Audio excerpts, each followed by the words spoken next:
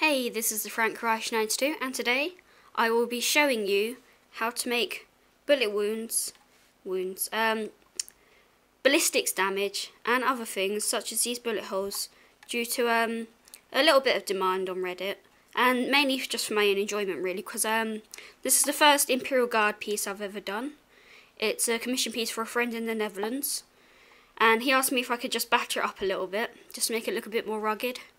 So I put in these bullet holes like so, and I'll be showing you how to do them. So yeah, as a first attempt I was pretty chuffed with it, and I thought I would share it with you guys. Okay, so to demonstrate the bullet hole effect, a friend has kindly lent me one of his old Blood Angel tanks. He said I can do pretty much whatever I want to with it, so I'll be showing you a few techniques. I used, for this tank, I used a 1mm drill to drill all the way through. That's a hand pin drill here, and it's easy to use. You just put the butt of it against your hand and twist it. So yeah, that's what I used to drill all the way through, and then I widened it using a 1.5mm drill bit. This is Citadel's own pin drill. I think we worked out that these are about a tenner, £10 that is. They come with 2 or 3 drill bits. I think 1.5 is the biggest. I haven't looked into it because I borrowed this drill off a friend. So that's about £10 or $15. Whereas my own one I got at my local hardware store, with 3 1mm drill bits, that worked out about £5.50, or I think we worked out about $8.50. So it's a worthy investment. I use it for all sorts, including pinning bits of models that are all wobbly. So yeah, so it was on my post. Some people said that they didn't like the way it went all the way through. However, I do. I think, I mean, it's all a matter of opinion, but 1.5mm holes here. Me and my friend said that's probably about a bullet shot, a penetrating bullet shot from a standard bolt gun. We reckon a 1mm, which is again this drill bit, would probably be a bolt pistol. And I would advise, if you're going to drill all the way through, the largest you should use is a 2mm, which is this size.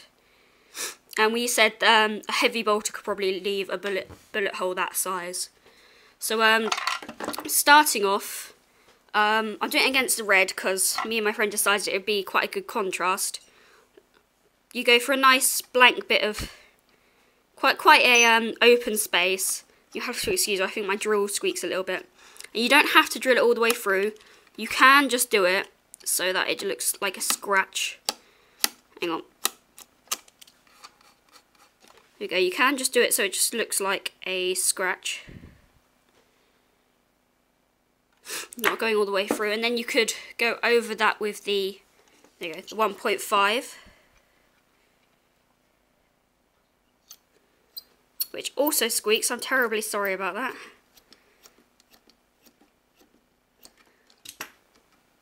And as you can see, that does not go all the way through. It's a little bit rough, so I'm just going to neaten that up with just a scalpel. This is only a cheap, blunt, almost craft knife scalpel. And what you can do next to get the sort of triangle effect coming off, you literally just dig in a little bit and flick. And again, there you go, you can see got a bit chip come off there. And basically you can do that all the way around, and you can carve it out a little bit to sort of whatever depth you like, however long you like it. I would recommend no more than maybe 6 long bits like this. It's not a very good picture. There we go. Maybe 6 that length. You don't want to overdo it, or it just looks like someone's flung a starfish at the side of a tank. So you just dig in and flick. And it actually is quite a nice natural effect. There you go. You can see that's really starting to look more like a bullet hole. There's a gun rattling around in here somewhere. Dig and flick. And once more, just for good measure. Dig and flick. See, that almost looks quite flower shaped. So what I'm going to do is I'm going to neaten them up, make these a little bit pointier. Just carve this the same way as you would anything. In fact, you don't even have to carve it, just give it a bit of a scratch with the end. It is recommended that you use a sort of old, slightly blunted knife for this. It's just much easier, and it's not going to slice through the plastic like butter, and then you decide you didn't want it like that. So, I think I just hit my camera. There you go.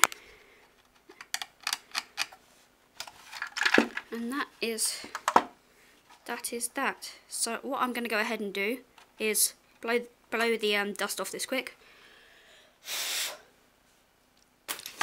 And then I am going to grab some lead belcher, which is basically the new bolt gun, for those of you that don't know the conversions yet. I did have some bolt gun, but my fiance does Necrons, so we got for it quite quickly. So I had to get a new part, unfortunately. You don't want a massive amount on your brush. You just want to coat that. Doesn't matter if you go over the edges. You can always touch it up afterwards. Just to realise you can't see what I'm doing. You can always touch it up afterwards. So just bung that in there. And you see that's looking quite realistic already, apart from the fact that I went right over the edges. But that is not a problem. If I just wash off my brush quick and grab a red, which is over there. Sorry, squeaky chairs. And you can actually just leave it there if you really want to. I personally am a bit of a perfectionist, so I mean, obviously you have to do this, but this is an old tank, so I'm not too worried about highlighting back up the armour. But I've done a bit too much there.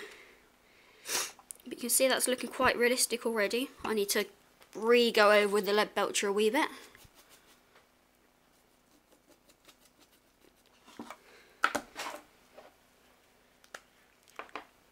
You might want to get your brush to a point at this point.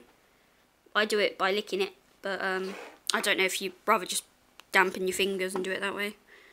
I don't know why I'm saying this. Most of you that are doing bullet holes in your tanks are probably pros already, so it's no biggie. And you can just flick it out slightly past the actual grooves. It makes it look like a little bit of blast damage. And last of all, while I wait for that to dry, last thing you're going to want to do is go over that with a shade of Null and Oil. I'm not actually sure what the old version of that was, because I've only really just got into shades and washes and stuff. That generally makes it look more mechanical, but you can use Ogre and Flesh. I'm not sure what that is now because it's an old one. And that will give it sort of a more rusted effect, and that's my personal favourite. In fact, that's what I used on these ones. This camera isn't so great. What I will do is I will put in a still here at some point of these.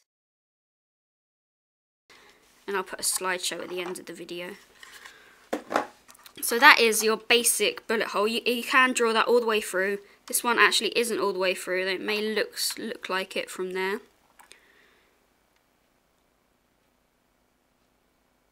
And I'm actually going to highlight that with a tiny bit of chainmail, just because I like it, and because I'm a little bit OCD, I'm not going to lie.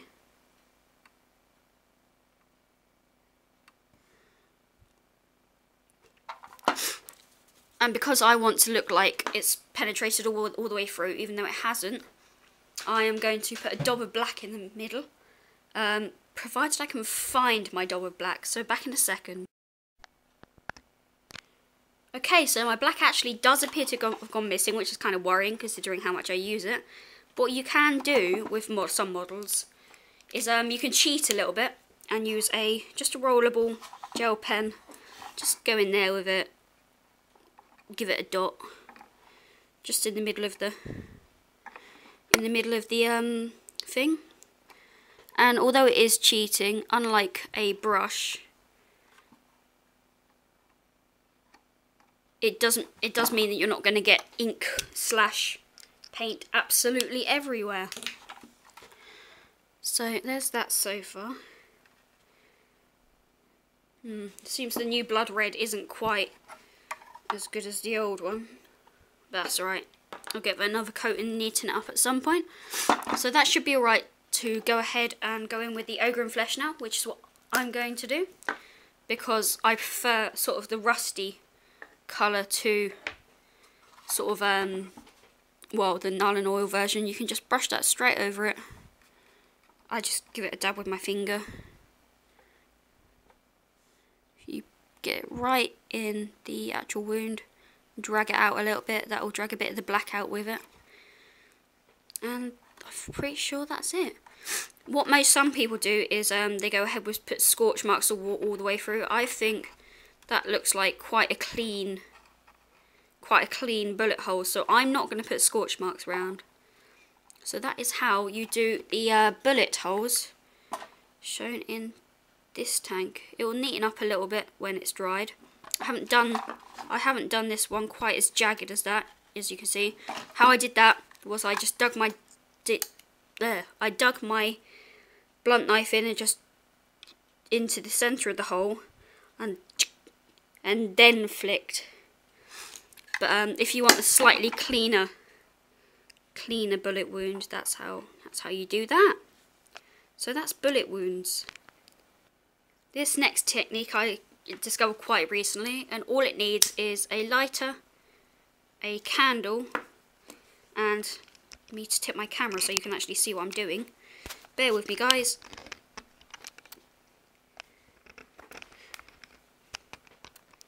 Sorry about that, that was very unprofessional. And what I've done is I've got a needle here. A screw won't work because of the screw on it. I wrapped a bit of insulation tape around the nail because obviously I'm going to heat this nail up and it will get quite hot, so obviously I want to protect my hands. So what you want to do is heat up the nail for a minute. Almost put the candle out there. And this, if you press it against here, is going to give, oh god, you can't see, it's going to give the effect of, that didn't work very well for me actually. Let's try that again. Should give the effect of a bullet having sped past, not quite penetrated the vehicle, just sort of skimmed the surface. Let's try that again, shall we? So you've got to heat it up quite a lot. There we go, look. And you see the plastic's gone all gooey. That's exactly what you want, because it sort of gives you a bit of material to work with to make it look like the score has left shreds and curls of metal.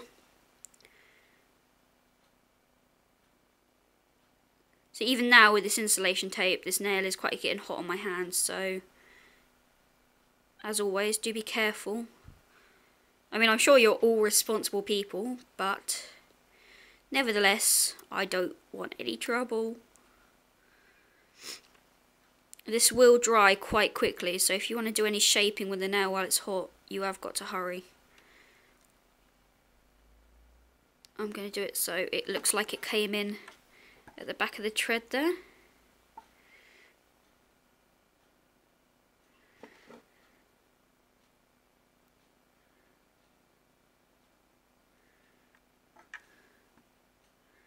And one more should do it. Press that in nice and hard.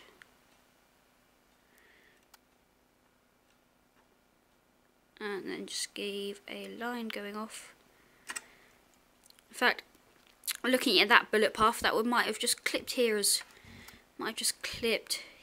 well on the way past. So let's give that a little bit as well. If I can heat up the nail enough. It seems to be coated in plastic by now.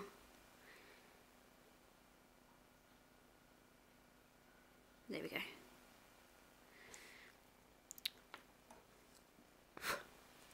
Happy birthday to me. And what you can do is just pick off these stringy bits if you don't want them there. But stringy bits of plastic. See, that's set already. That's gone quite hard, but it's left a really quite a nice effect. And you can Actually, I should have thought of this. I've got a round file here somewhere that a friend kindly lent to me that I now can't find. Oh, well, I'll just use my triangle one. I could have actually used a round file to do this, but what I wanted was these little bits here.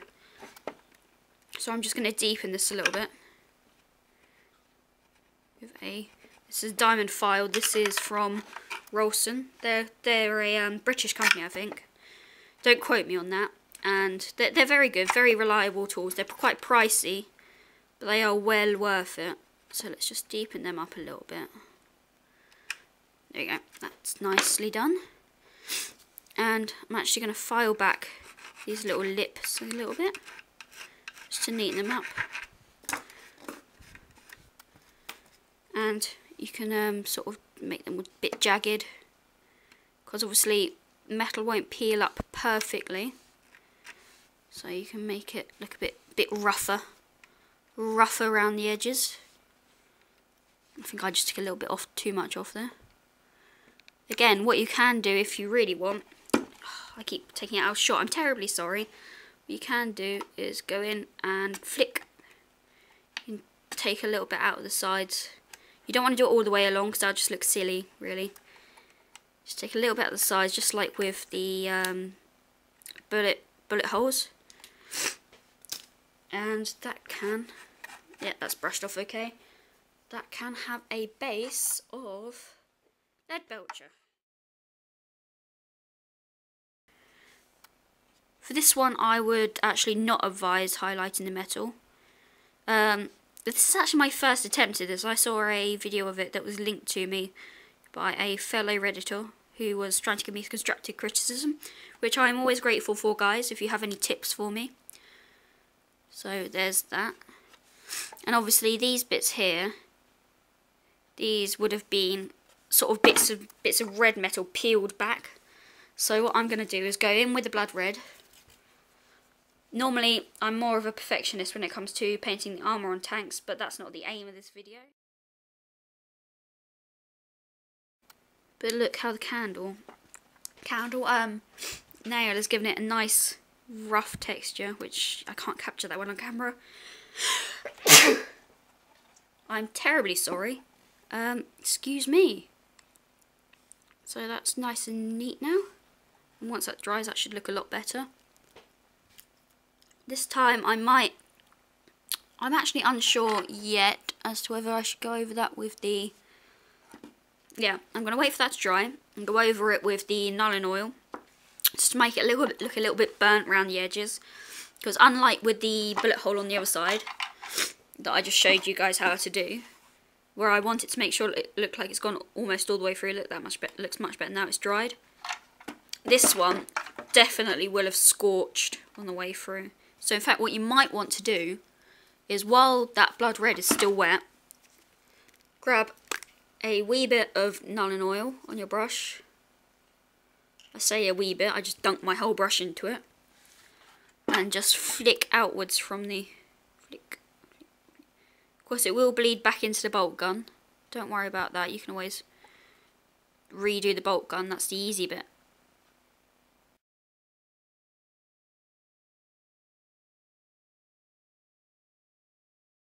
See, look how messy that looks. But a good kind of mess, not a bad kind, what I think. I do need to go over that slightly with the lead belcher again, because I did mess it up a little bit. But as I said, first attempt, not bad at all. I just wanted to show you guys this technique. I didn't say I was good at it. So let's just go back over that a wee bit. And obviously the first rule of painting is wait for the paint to dry. But I think if you're trying to make something look as messy as this, I reckon it's alright to do it while it's a little bit damp still. So that's that. I don't know if you can see that well. I think that's looking quite cool. There you go, let's have a look. And obviously you don't have to do that on the corner. I just wanted to do it on the corner because I thought it would look nice, just slightly wrapping round there. but you can do it straight across here, maybe. You can do it anywhere really. If you want, you could just sort of do it just so it skims sort of here, or the turret if your tank has got one. You could even do it skimming just over the top of this light here, just to scare him a little bit. So yes, that is my... Oh, hello. That shouldn't be in there. Sorry, got a bit distracted there. That's my how-to on them, and also on bullet holes. Oh my god, I did not notice I knocked that over. Oh boy. I'm going to clear that up before I show you how to do scorch. Okay, I'm back, and I've cleared up the horrific mess I made. And as you can see, while I was doing that, that took a nice... While that was drying, that was looking pretty good. I did actually find my Chaos Black eventually. I can't for the life of me remember what the new one's called. I'm sure many of you will let me know. What you actually want to do the scorch marks, you want a brush like... Oh, you can't see it that well. If you can see this one, this isn't actually to a point, it's snake tongued. The end's sort of a bit flared and bedraggled. You want a brush like this. It's got to be quite a fine one. So if you want to sort of just... So it has lots of points on it. You just want to dab that in. There's not much black left in this pot anyway. So you only want a tiny weeny bit. And as with sort of the feathering on the carapace of Tyranids, you want to just sort of... Seems to be the word of my video, flick. You just go like that. Just want to feather it out a little bit, because you are going to go over this with a little bit of a wash.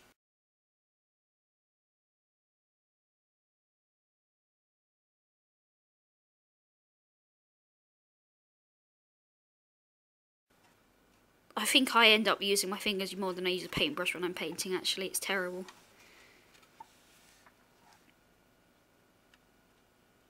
Sort of water that down a bit. You could water it down before you put it in, but that'd be far too easy, wouldn't it? And I tend to do things the complicated way.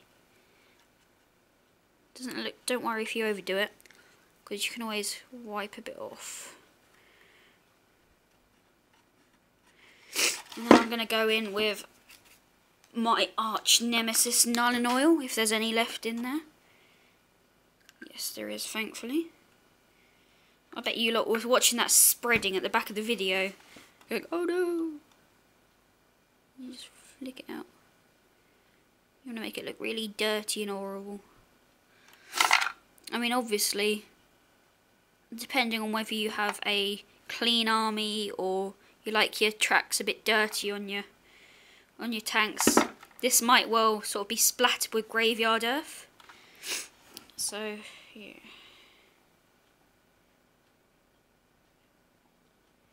There is really no one way to do this. You just have to get messy with it, really. That's my technique, at least. I'll probably get complained at for that, but... Pfft.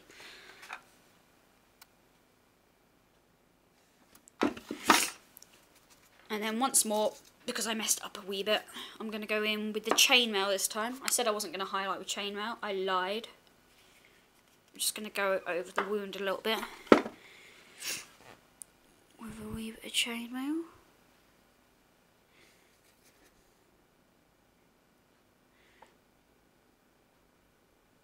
Make it look a bit battered up. And there we go. It's looking not bad at all. So, despite my accident with the Nuln Oil, that's my video on how to do sort of scars on tanks and how to bullet holes. I'll put a few stills at the end because I'm aware my camera quality isn't that great. I've been Frank92. I hope to do more Warhammer tutorials if there's enough demand. And I will catch you later.